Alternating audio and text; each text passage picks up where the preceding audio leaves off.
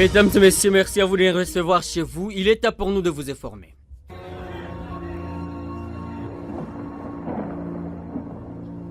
Oasis, la météo. La prévision météorologique de ce samedi 12 octobre 2024 se présente de la manière suivante en ville de Beni. La température maximale sera ressentie à 26 degrés Celsius et la minimale à 18 degrés Celsius. L'humidité relative de l'air sera évaluée à 97%. La vitesse du vent sera évaluée à 10 km par heure à direction ouest-sud-est. Les précipitations possibles seront évaluées à 87%. Ce jour, il fera partiellement chaud en ville de Beni. Lever du soleil 5h46 et se coucher 17h52. La météo prévoit un beau risque d'assister à une pluie ce samedi en ville de Beni. Prenez donc des précautions et belle journée à tous.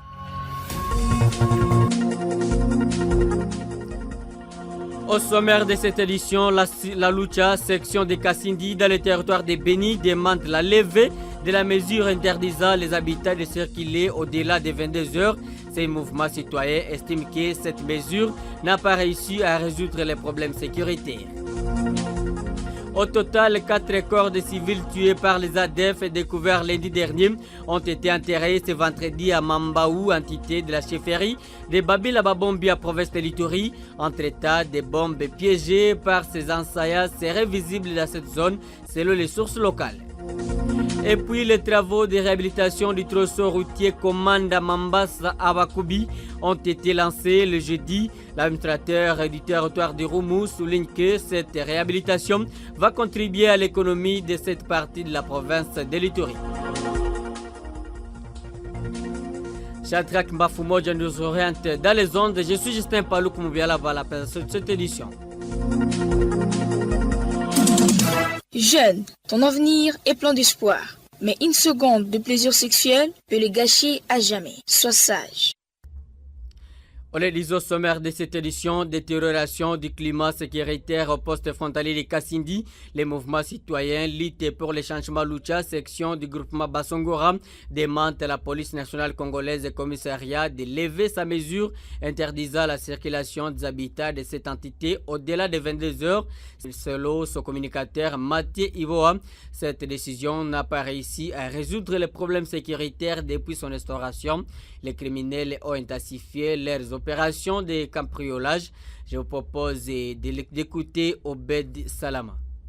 Ce sont les résultats que nous allons évaluer parce que depuis qu'on a instauré cette mesure, maintenant la situation est en train de se détériorer. On se demande est-ce que peut-être il ne fallait pas aussi ajouter d'autres mesures qui vont mettre hors d'état de nuire ces malfrats qui sont en train de nous mettre à mal chaque jour. Parce que nous savons très bien que la police en pleine de stratégies. En ayant la sécurité que nous allons parler, que nous avons des agents de sécurité. Nous recommandons à la police juste de voir comment aller au-delà de cette mesure parce que dans les premiers jours, nous avons vu que quand même, il y a maintenant eu la détérioration. Peut-être il fallait qu'on prenne une autre mesure. C'est avec les jeunes que nous allons arriver tous à avoir la sécurité parce que ce sont eux qui maîtrisent très bien leur quartier, mais parce qu'en interdisant les gens d'être visibles à l'extérieur pendant ces heures fixées, je ne sais pas si maintenant nous voulons que aussi la population nous aide. C'est cela que nous sommes en train de dire qu'il fallait aller au-delà, de revoir cette mesure pour qu'ensemble nous puissions concourir pour démanteler ces réseaux de malfrats qui sont en train de nous malmener. Nous allons peut-être avec ces jeunes démanteler si ils se trouvent dans quel camp et où est-ce qu'ils sont en train d'enlever ces genres de détenus pourvu qu'ils viennent nous visiter le soir et emporter tout ce que nous avons. Nous appelons donc la police de revoir cette mesure et les jeunes vraiment constituent une force qui est importante dans tout ce qui peut nous aider à amener de l'avant notre entité. L'évolution des plantes dans les champs aux périphéries de Kiwanja à commune de Rutshuru est un soulagement pour les uns pendant que les autres désespèrent, voulais-je dire, vu l'état de leurs plantes. Les rétablissements de la paix en territoire de Rutshuru serait très important pour relever l'économie des habitants espérant un bon rendement dans leurs champs. Isaac Makuta.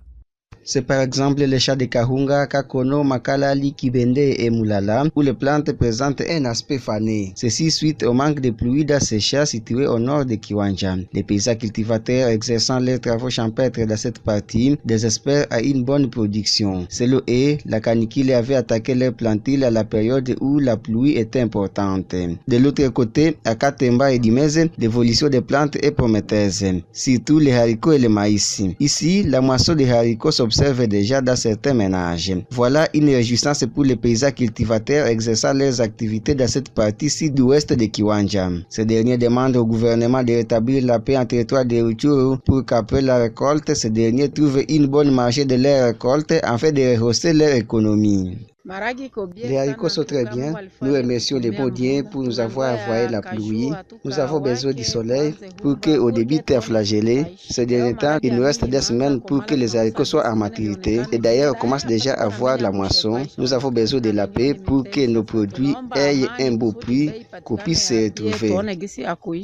Rappelons que cette saison culturelle a connu de fortes pluies dans la commune de Rutshuru et certains champs situés au sud-ouest de Kiwanja, pendant que d'autre part, c'est la canicule qui dominait. Depuis Kiwanja, Isaac Makuta, Oasis Congo Beni. Un jeune garçon a déterré le squelette de sa grand-mère décédée il y a 3 ans à Nyamilima, une agglomération située dans le groupement de Binza, territoire de Rutshuru. Il a été intercepté avec des squelettes, des reliques dans les sacs qu'il détenait en provenance de la brousse. Cet incident incroyable suscite de nombreuses interrogations au sein de la population locale. D'autres détails de Mwenge Kaki, notre correspondant occasionnel depuis Rutshuru. Les faits se sont déroulés aux alentours de 14h locales au quartier Kinyana, communément appelé 40e kilomètre à périphérie de la cité de Nyamilima. Les habitants ont aperçu ce jeune homme d'une vingtaine d'années revenant de la brousse et portant un sac de la marque couramment appelée Osofia ainsi qu'une houe et une machette. Cette situation a éveillé les soupçons des résidents. Mobilisés, les habitants ont tenté de l'intercepter après plusieurs négociations fructueuses. Lors de la vérification de ce sac, des parties du squelette humain, comprenant les crânes, les bras et les côtes, y ont été découvertes. Selon des investigations, ce jeune homme aurait déterré ses reliques de la tombe de sa grand-mère pour des raisons non encore élucidées. Témoignage. Quand ce monsieur qui a déterré la tombe de sa grand-mère revenait, on l'a suspecté d'abord. On l'a vu portant un sac de marque Osofia de la couleur rouge, la houe et la machette. Il revenait de la brousse et parlota à langage de babillage. Quand on l'a vu, on s'est rapproché de lui. À le salua, il ne répondait rien. Il paraissait comme un voleur des habits. Quand on voulait voir dans ce sac, il désistait. C'est à cela que les hommes se sont mobilisés en masse et l'ont attrapé. En voyant dans ce sac, on y rencontre un crâne d'un être humain, des bras et des côtes qu'il portait. Ce jeune garçon a été conduit à sa résidence familiale avant d'être remis aux autorités de sécurité. Cet événement étonne de nombreuses personnes dans la cité.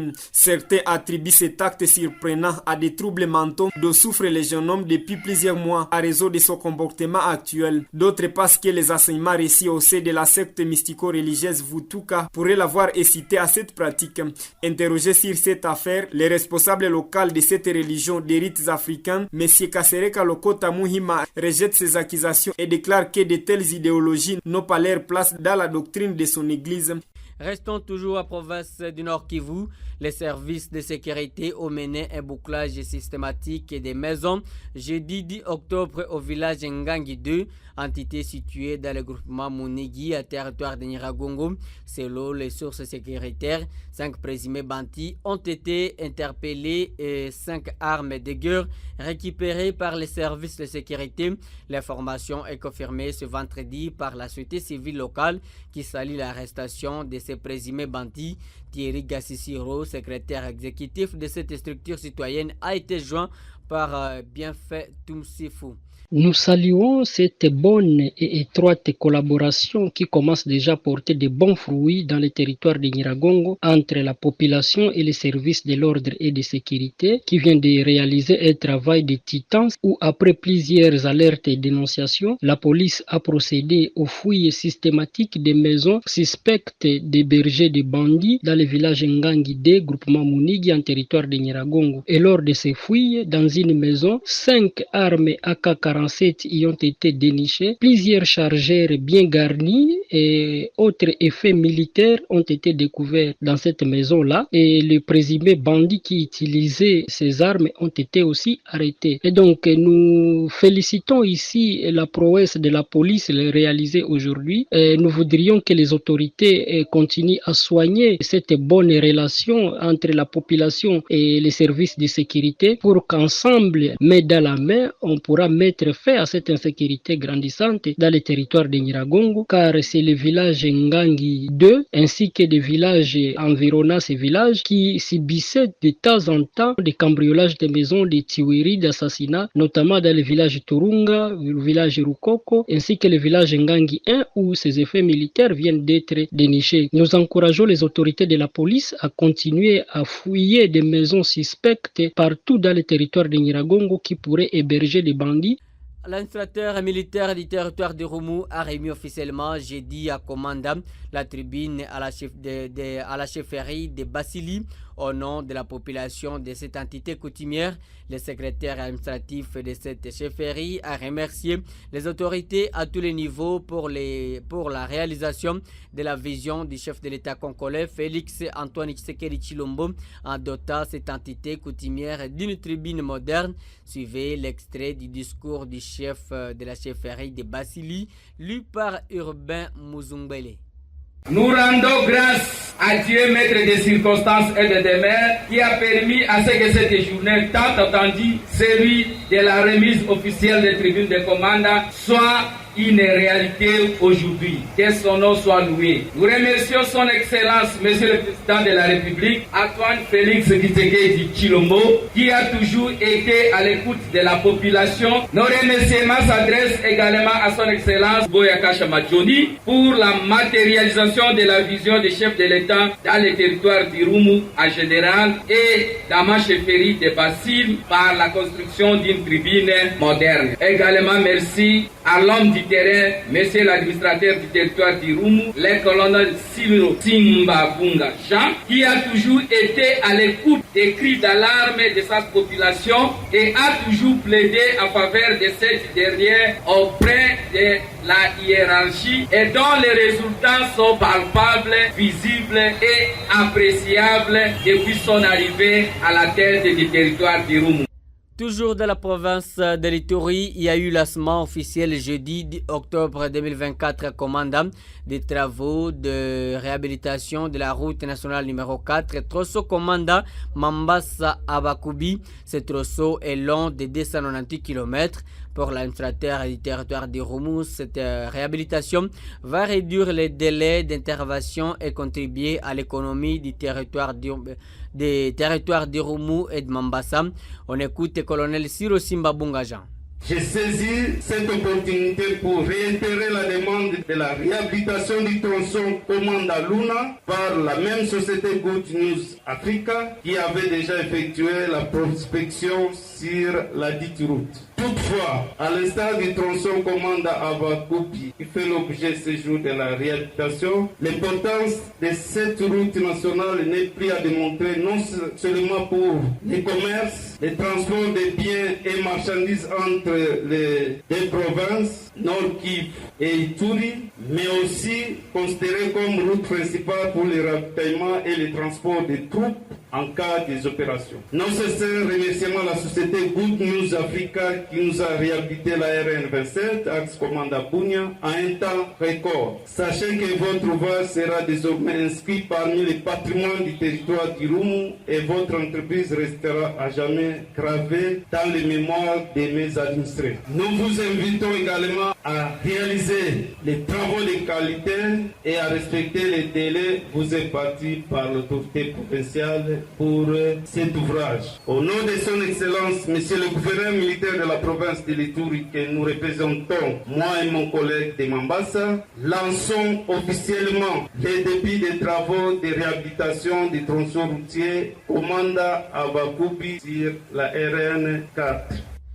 Les 4 corps de victimes des atrocités des combattants ADF découverts lundi dernier en putréfaction ont été enterrés ce vendredi à Mambaou, entité de la chefferie de Babila Babombi à province de l'Ituri.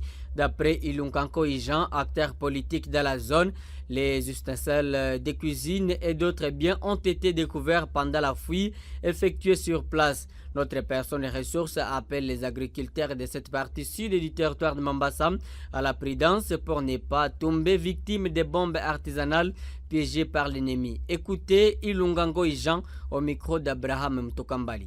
Tangu siku ya kwanza banavumbula 4 corps ambayo iliwawa na ADF Nalu wakati. C'est depuis lundi qu'on a découvert 4 corps tués par les ADF quand ces ADF s'installaient à Mambao.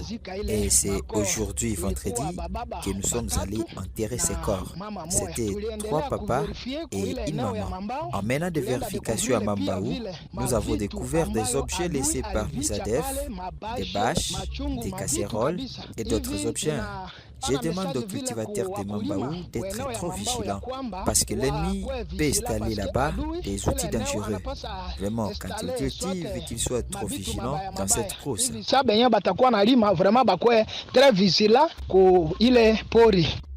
Mesdames et messieurs, c'est la fin de cette édition, mais avant les actualités sportives, on va d'abord suivre la chronique Les pèlerins du royaume de là-bas.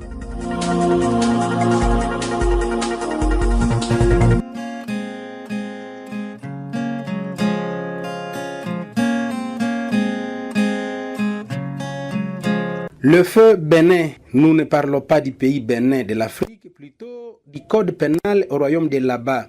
Analysons juste le cas du vol. Lorsque l'on vole un coq au quartier et que le voleur est attrapé, l'on parle de feu Bénin au niveau de la police. Lorsque l'on vole un régime de bananes plantées et que le voleur est attrapé, on parle de feu Bénin. Veut dire au royaume de là-bas, certains cas de vol sont banalisés. Malheureusement, c'est toujours et encore la basse classe qui est victime dans une nation où 80% des citoyens vivent de l'agriculture et que pour récolter un régime de bananes plantées par exemple, il faut un minimum de 14 mois. Mais une fois ce régime volé et que le voleur est attrapé, on banalise l'affaire. C'est vraiment un traitement inhumain.